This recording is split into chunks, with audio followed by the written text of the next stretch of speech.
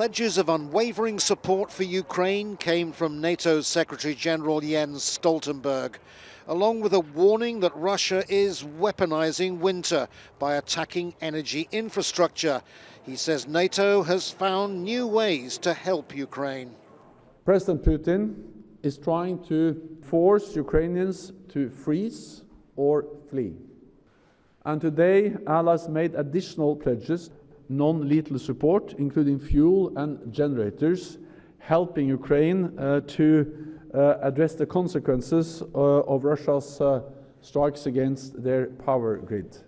And the US has announced it will supply equipment worth $53 million to help repair Ukraine's electricity grid. Earlier, Stoltenberg had assured Romania that its air force and troops were being backed up by extra reinforcements. Romania has US F-16 aircraft that are replacing outdated former Soviet MiGs, and their pilots are fully stretched. Everything is under pressure, so we are time limited all the time. We fight against the seconds. Romania coordinates with other NATO forces in policing its airspace. Defence of the skies above NATO's eastern flank has never been so intense. NATO faces a colossal challenge, not just in the air, but on the ground too. Russia would call this escalation. NATO prefers the word deterrence.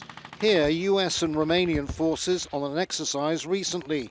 There were tests of air and missile defences, but Ukraine is saying such weaponry is desperately needed its side of the border, and the supply line of weapons that are available is too slow.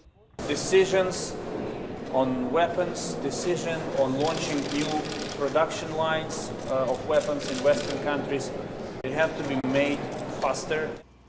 The quandary NATO faces is that it won't take a direct hand in the deployment of weaponry, and so it's down to individual states, but some only want to give non-lethal support. Ukrainians may well observe that if energy infrastructure is repaired, it won't last for long unless Ukraine's air defences aren't drastically improved sooner rather than later. Andrew Simmons, Al Jazeera, Bucharest.